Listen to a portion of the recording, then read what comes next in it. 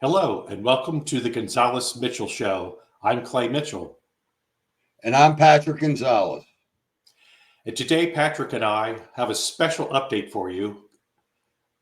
Patrick was on C4 and Brian Nehman show on WBAL, as he is every Wednesday morning at 7:30, updating his electoral college map, looking towards what could be the results of this 2024 election.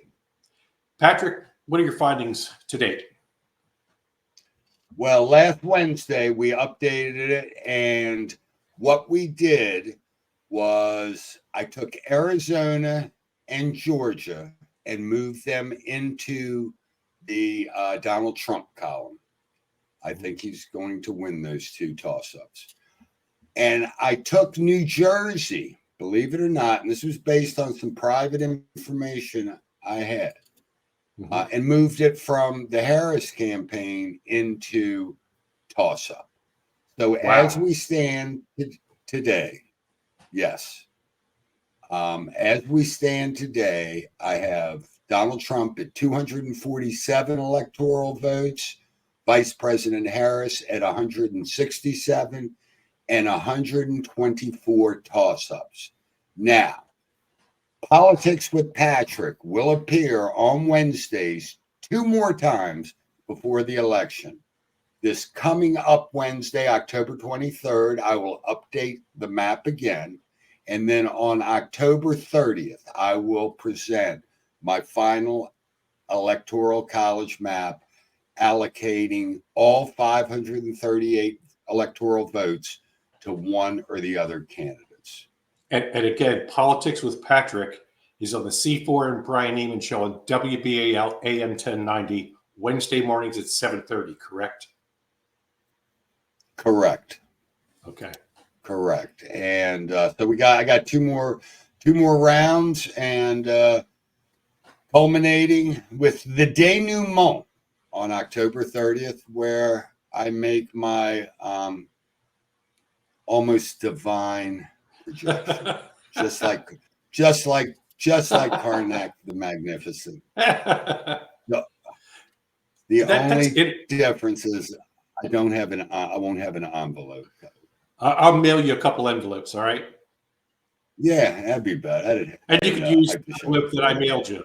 It's all the same. Make sure when you do that they are hermetically sealed from Funkin' Wagnall's porch. I gotcha.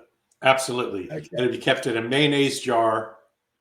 I'll put it on your porch. Right. Okay, I got it. That is known, Clay Mitchell, that is known as election security and election integrity.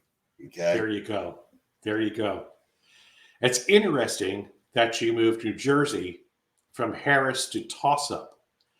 And I can only surmise that the stance on what's going on in the Middle East with the Biden-Harris administration, for instance, this week, they called for a day after strategy now that the head of Hamas was killed.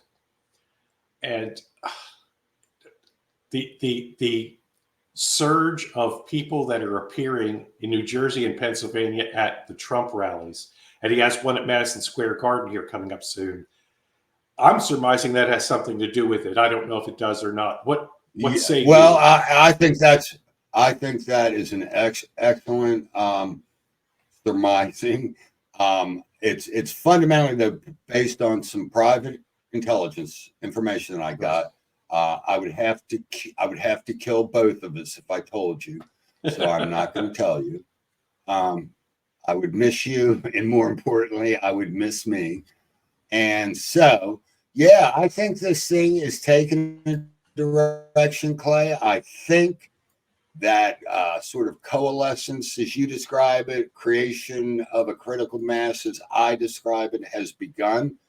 I think it's moving in a particular direction. I'm not willing to say yet inexorably moving in that direction, but I think the handprints toward the handwriting is starting to appear on the wall. I saw a bad sign for the Harris campaign last night. I watched the Al Smith Foundation dinner, and President Trump was there. He gave a speech, and obviously they traded traded barbs, so to speak, with Harris. Harris appeared by video, though, and the video, I thought, oh man, I don't know if I'd have done that one. That was kind of amateurish, I guess. She should have been there. I would, and that has to hurt. That has to hurt her campaign, I would think. I was up in Pennsylvania, so I didn't get back to my hotel room till late. I saw the replays of it, and I didn't realize at first when I saw the video they created that it was actually sent and done at the dinner. I just thought it was an aside done separately. Right. I don't know much, Clay, about the jargon of today, but I have heard the term cringe. And when I first saw it, I thought, man, that's cringe. That is bad. And then when I heard that's what they sent to the dinner to represent her, I mean, couldn't they send her vice presidential nominee? Send her husband. Send her VP nominee's wife. Anybody, a human being, to send that video. I don't know who is making the decisions in that case. Oh, my God. I can't even describe it. It was disrespectful, in my opinion. It was a 30-year-old video from SNL at a period when SNL wasn't that funny. There was absolutely nothing humorous about the video they sent. I don't even know what's the point. It was up there to be easily interpreted as being mocking. It was, I don't get it, Clay. You got to help me. I don't understand what that thing is doing. I got the same impression.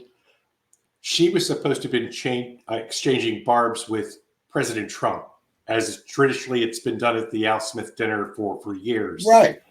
And when she brought on the SNL Catholic Girl skit before a group of Catholics, I thought that was the wrong target to hit.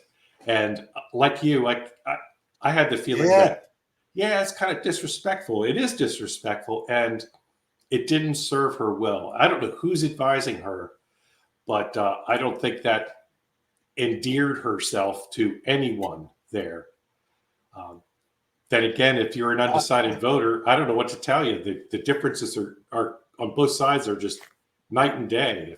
I don't know. It's amazing. And I totally agree. You're supposed to mock or, but in a playful way, your opponent, not mock the Catholic Church. And I guess the most offensive part of that video she sent in is it wasn't funny at all. My sense of humor was so offended by its lack of humor.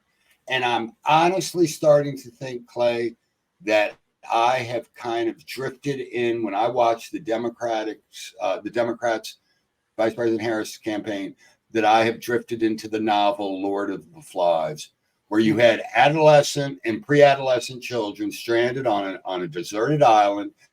It was written in the 50s, a story long ago. And it was about how children try to govern themselves. And it was sort of civility versus chaos.